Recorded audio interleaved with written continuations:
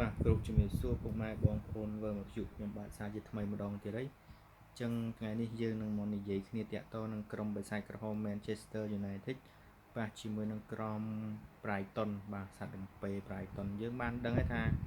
ក្រុម Brighton ក៏មិនជាមែនជាក្រុមអន់ទេគឺនៅក្នុង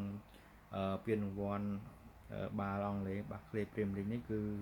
ឃើញថាមួយរយៈនេះគឺក្រុម Brighton ធ្វើព្យុះធ្វើភ្លៀងនៅពានរង្វាន់បាក់ Premier League គឺគួរសមដែរបាទក្រុមខ្លាំងខ្លះប៉ះជាមួយនឹង Brighton គឺអាចនឹងស្ពៃរបស់ Brighton ដែរបាទគឺថាបានរដូវកាលនេះចុងក្រោយនេះឃើញថាក្រុមសាច់រំពេ Brighton គឺធ្វើបានល្អច្រើនហើយយើងបានដឹងហើយថាក្រុមបិសាចក្រហម Manchester United របស់យើងប៉ះជាមួយក្រុម Brighton កាលពីសប្តាហ៍មុនគឺឃើញថាលទ្ធផល4-2ហើយយើងឃើញថាការដែលលទ្ធផលប៉ុណ្នេះគឺក្រុមបិសាចក្រហម Manchester United របស់យើងគឺសុទ្ធចូលទីបាន3គ្រាប់ដំបូងហើយគឺបិទរហូតដល់0តែដល់ពេលចាប់ដើមតង់ទី2មានការផ្លាស់ប្ដូរគ្រូបង្វឹកលោក Robin Amorim ហ្នឹងគឺគាត់ផ្លាស់ប្ដូរយុទ្ធសាស្ត្រហើយនឹងផ្លាស់ប្ដូរកីឡាករគឺគាត់គិតថាប្រហែលជា3-0នេះគឺជាភាពកក់ក្ដៅរបស់គាត់ហើយតែគាត់បានសម្រេចចិត្តផ្លាស់ប្ដូរកីឡាករហើយក៏ផ្លាស់ប្ដូរទម្រង់លេងផងដែរបាទឃើញដោះដូរកីឡាករមួយចំនួននៅការតង់ទី2ហ្នឹងហើយយើងឃើញថាការចូលលេងរបស់ខ្សែការពារ Heaven ហើយនឹងខ្សែបម្រើការពារខ្សែបម្រើដូចជាដូកាស៊ីមីរ៉ូចេញចូលដល់កូប៊ីម៉ៃនូហើយនឹងស្លាបឆ្វេងជំនួសដោយលូគូហើយនឹងម៉ាញូអែលយូកាតេចូលមកដែរហ្នឹងហើយឃើញថាដល់ពេលចាប់ដើមផ្លាស់ប្ដូរកីឡាករឃើញថាធ្វើឲ្យក្រុម Brighton ក៏គេផ្លាស់ប្ដូរប្រព័ន្ធយុទ្ធសាស្ត្រនៃការលេងដែរគឺគេបានផ្លាស់ប្ដូរកីឡាករមួយចំនួនផងដែរហើយក៏ឃើញថាការទម្រង់លេងរបស់ Brighton មានសន្ទុះជាងមុននៅការតង់ទី1បាទរហូតដល់ Brighton ពីសនៅតាមស្មើជាមួយក្រុមបិសាចក្រហម Manchester United វិញគឺលទ្ធផលប្រកៀកប្រកិតគឺថា2-3អញ្ចឹងលោក Robin Amorim គឺកៅអីរបស់គាត់គឺក្តៅកគុកមែនតើប៉ុន្តែគ្រូបង្វឹកលោកនេះគឺតាំងតែគាត់ដឹកនាំឲ្យក្រុម Manchester United គឺអត់ដែលឃើញគាត់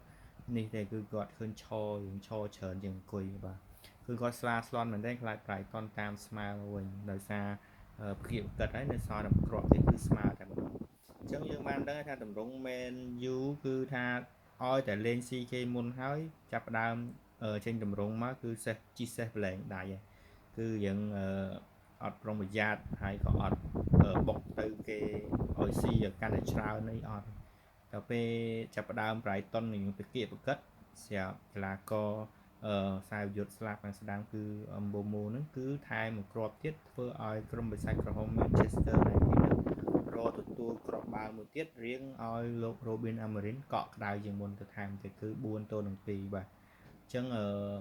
គួរសោកស្ដាយទៅលើក្រុម Brighton ផងដែរដែលគិតថាអាចតាមស្មើជាមួយនឹងក្រុមបិសាចក្រហម Manchester United តែបែបផ្ទុយទៅវិញគឺមានតែ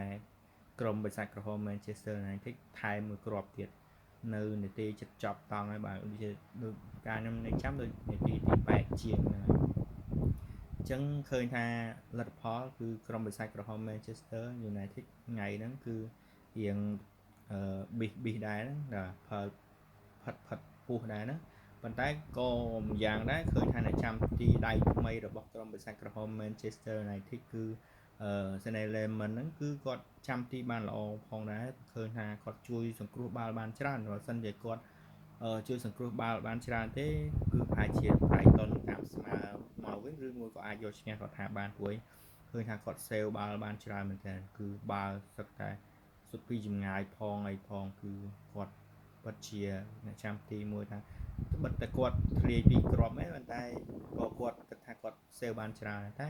ខ្ញុំមើលអ្នកចាំទីរូបនេះមើលទៅទម្រង់លេងដូចនេះក៏ជាកំណត់របស់ខ្ញុំបើសិនជាអ្នកទាំងអស់គ្នាគិតដូចខ្ញុំសូមជួយខមមិនផងឬមួយក៏យ៉ាងម៉េចមិនដូចអ្វីដែលខ្ញុំនិយាយទេសូមជួយខមមិនផងដែរថាបើសិនជាខ្ញុំគិតណាអ្នកចាំទីរូបនេះមើលទៅស្តៀងនៅទម្រង់លេងរបស់គាត់គឺដូច ទីបាត់គូតចឹងគឺគាត់ស្តៀងនឹងទីបាត់គូតហើយកម្ពស់កបគាត់ស្តៀងនឹងទីបាត់គូត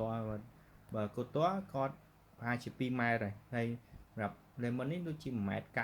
90ជាងតិចតួចបាទបើតាមខ្ញុំនៅចាំហ្នឹងហើយតែតម្រង់ចាប់បាល់មួយលេងអីជើងក្រោមអីរៀងគាត់រៀងល្អជាងគូតបន្តិចទេបាទតែបើសេវបាល់អីមើលទៅវាស្តៀងនឹងគូតបាទទីបាត់គូតនៃអ្នកចាំទីឲ្យរៀនមកទៀតហ្នឹងហើយអញ្ចឹងឃើញថាគាត់សេបាល់ច្រើនដើម្បី Vivo របស់ Brighton វិញដែរណាហ្នឹងហើយអញ្ចឹងអរគុណច្រើនអ្នកនរគ្នាថ្ងៃនេះនិយាយអំពីតកតនឹងការជំនួបជួបជាមួយក្រុមបិសាចក្រហម Manchester United ជាមួយនឹងក្រុម Brighton គឺមានប៉ុណ្្នឹងឯងបាទសូមអរគុណច្រើនអ្នកនរគ្នាដែលបានខិតខំតាមដានស្ដាប់នៃការនិយាយរបស់ខ្ញុំតាំងពីដើមរហូតដល់ចប់បាទអញ្ចឹងសូមជម្រាបលាអ្នកនរគ្នាបាយបាយ